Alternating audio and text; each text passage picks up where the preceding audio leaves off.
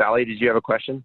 I do. I'm on my phone. I've never done it here, so it's working, right? Yeah, Okay. you sound great, Sally. I'm Okay, on my good. phone too. I have to do. Yeah, I see that. Yeah. No, I was just at a business where I get all my sewing seamstress stuff done, and I know them fairly well.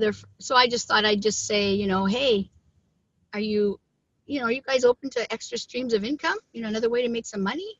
And he kind of Boom. looked at me and I said, I'm just thinking about I just have an idea I want to run by you. And he said, you know what? We're so busy and we have to take care of all the people upstairs and we don't have time for anything else. And I said, okay, great, I understand. And I left and I thought, Sally, I guess I did that too quickly. Like I didn't ask him questions about his business and his life first. Is that right? Well, if you know them well, then the direct approach like you did is nailed. You don't have to find this miraculous why in warm market or relationships. No, that's more for cold market or lukewarm market. In that situation, Sally, it's fine. You did a great job. The only thing you might learn to do is what's one extra layer of posture or confidence or a statement you could have made based on their what they said. What's one more next time?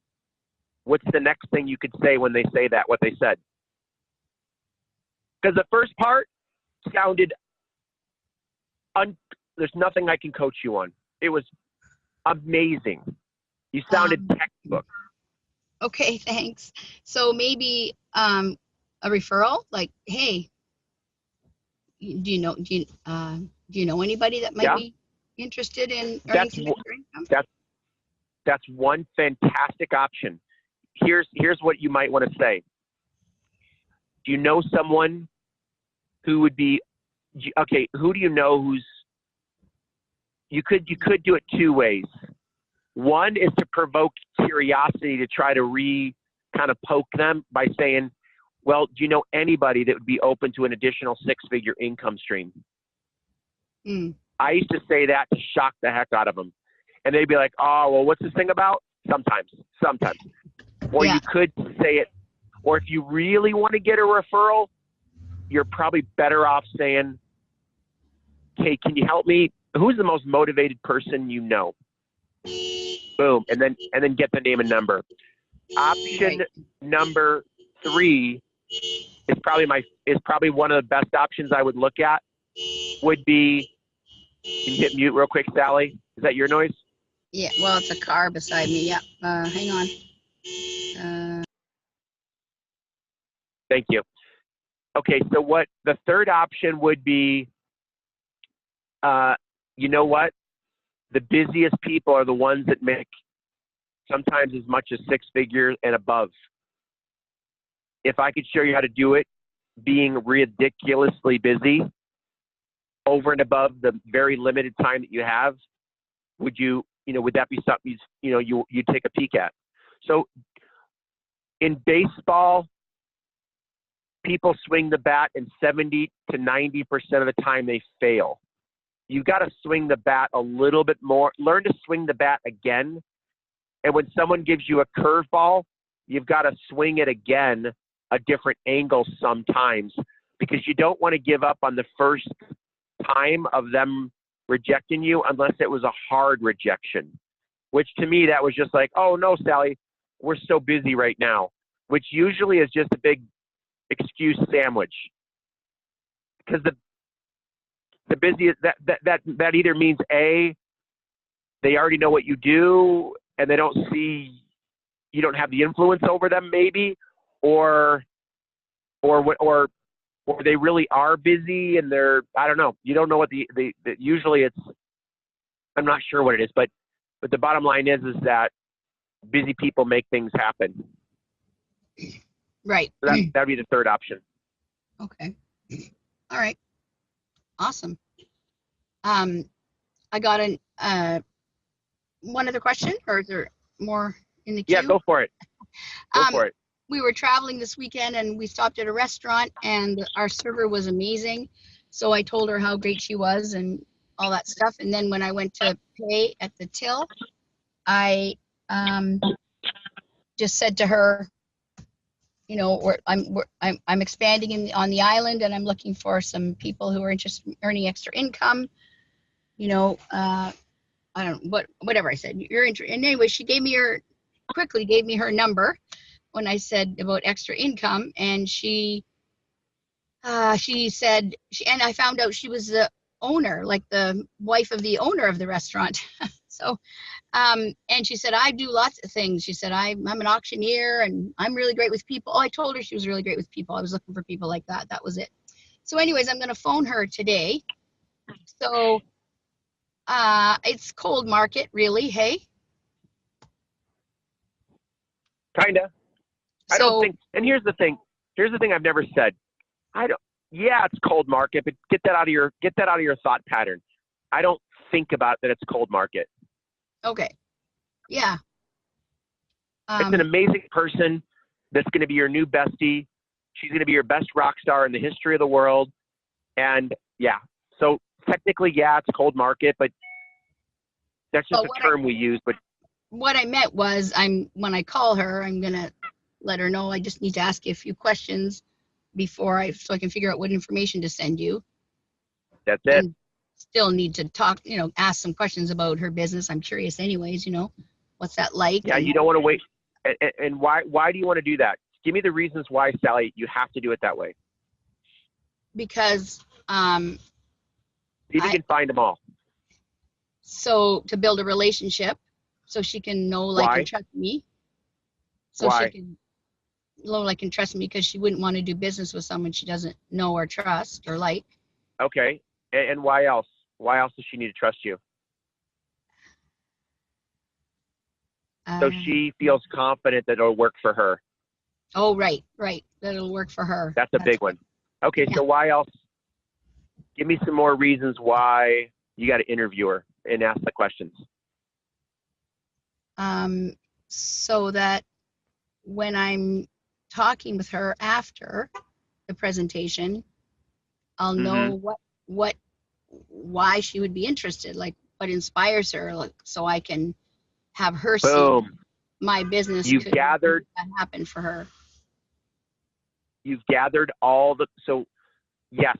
So basically that's where the detective comes in, or the interviewer, or the business-minded CEO that you are. Okay. And I gave you 3 examples to see whatever resonates with you. You're the entrepreneur like Bill Gates. You're the detective like Columbo. And you're the interviewer like a Fortune 500 interviewer would interview someone. Because you're looking for clues to A, see if they're qualified, B, establish posture, and C, to gather clues. Kim, did you catch that if you're there? We need to go back and listen to that and write those down today for sure. That was huge. I've never broke it down like that. It's taken me 24 years. It's so simple. Of course it's simple. But when you really understand, I don't know, I think something really stirred me up this week when someone says, oh, I already understand what Tom does. He teaches people how to connect, share, start. I know what he does. I don't have to get trained by him anymore. Connecting, sharing, start could take 10 years to master.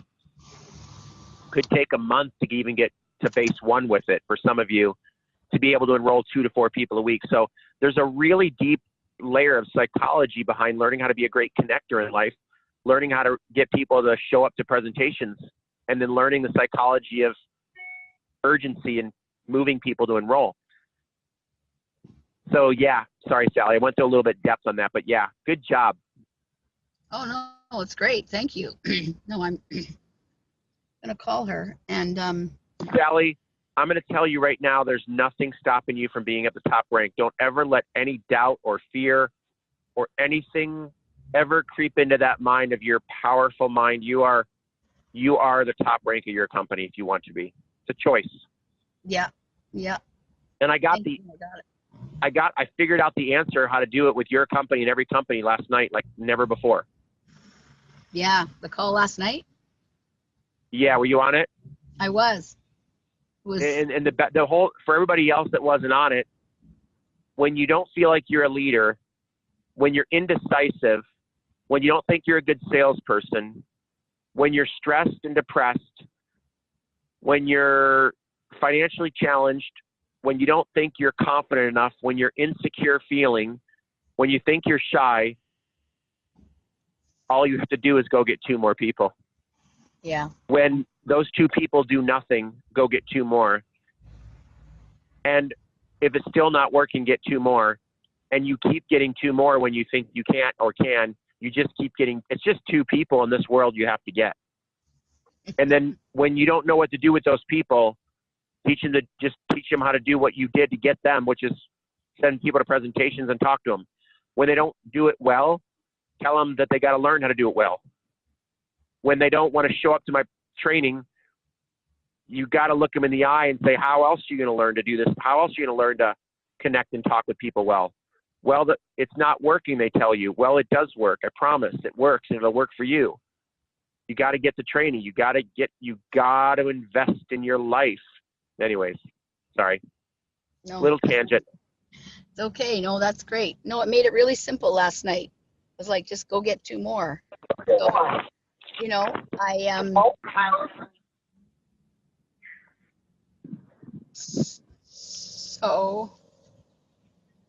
so I booked 3 classes and invited 41 people, and, you know, I'm just going to go get 2 out of that, or at least go from there. Well, expect 40. Yeah. Follow up with everyone, and over time, you might be able to enroll 10, 20 of them. Mm-hmm. Yeah. I would expect to enroll half over time. Mm-hmm.